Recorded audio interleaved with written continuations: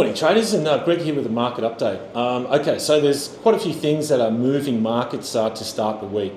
The first thing that's moving markets is the market is still digesting and trading on the back of what happened with the US non-farm payrolls number on Friday. So that number blew away all expectations. It was a phenomenal number. Market went in with low expectations, thinking that the headline number would come out around about 144,000. It came out at a whopping 250 plus thousand jobs, and unemployment rate fell to 4.1% from 4.2. So look, a fantastic number, and on the back of that we saw markets change in a big way. In that first thing is that US bond yields, we saw a huge spike in US bond yields. So US 2-year yields and US 10-year yields are now trading back around 4% and above 4%. To put that into context, US 2-year yields, just a week ago we're trading at the lows down at 3.5%. So they are up now 50 basis points. So look, this is a big move. So look, going out further in November, we do have a Fed meeting. Obviously, on the back of these great numbers, 50 basis points is certainly never going to happen. We will get 25 basis points in November. But also in the background now, I think the market is going to start to question, how much does the Fed really need to cut if we continue to see numbers like this? But anyway, back to markets. With these US yields spiking up as high as they have, the US dollar follows US yields. So US dollar at the moment is stronger across the board, and obviously against yield and rate sensitive currency pairs like dollar yen, we've seen the bigger moves, and dollar yen even traded above 149 yesterday. So the US dollar, if you're trading at the moment, look, you really can't be selling US dollars just on the back of these higher US bond yields. Okay, moving along. The second thing that is moving markets at the moment is that obviously we still have geopolitical tensions and war in the Middle East. There is not 1 hour that we do not get a headline from the Middle East. Now, last night we did get a headline saying that the Israel attack on Iran is close, will happen shortly. So look, the main market that is benefiting from these tensions at the moment is crude oil.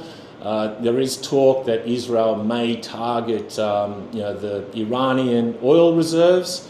So we've seen crude now trade up from the lows of around $65 a week or so ago, and we're up almost $15 now, and crude's almost at $80 and was up another 4% last night.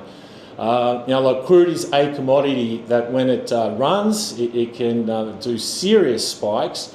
So if we did see that retaliation by Israel and it did target the Iranian oil fields, Iran accounts for about 10% of the world's crude production. Certainly we could see another spike in crude, quite realistically, even $10 or more in a day. Now, further out, if crude does trade up towards $90 or even target $100 at some stage, this is going to be a real negative for global markets. Crude is the number one input into inflation, and it's going to be very hard for global central banks to be cutting aggressively if crude sustains those sort of levels for an extended period of time. But certainly at the moment you cannot be selling crude. Also gold. Now, on the back of those great payrolls numbers, and also on the back of what has happened with bond yields and what's happened with the US dollar, because gold trades inversely to the US dollar, gold should be a lot lower. The only reason that it is kept its bid is obviously on the back of these geopolitical concerns. And gold trading at the moment at 26.40, is only $40 away from its record high. So it is certainly outperforming where it should be. And obviously traders are nervous selling gold. If there is going to be a strike by Israel in the short term and then possible retaliation again by Iran. So no doubt if that happens, I think with a lot of confidence, we will finally get that spike in gold to take out the previous record highs of 2685 to trade 2700 plus. But obviously gold is sitting there waiting at the moment and outperforming, as I said. Okay, the third thing that happened overnight is that we heard from Fed Governor Kashkari. Now, he basically came out and said that the Fed still had a long way to go in reducing its balance sheet. Now, that is important. It just basically means that the Fed will continue to sell its bond holdings. And by doing that, it's basically engaging in quantitative tightening, QT. And what it's doing is it will be actually taking liquidity out of the market. And it was literally when we saw those comments last night that we saw equity markets and the S&P and the Nasdaq in the US reverse from being positive and closed down 1%. Okay, so lastly today we have China markets reopening after being closed for a week for Golden Week holidays. Look, China has been the shining light in global markets.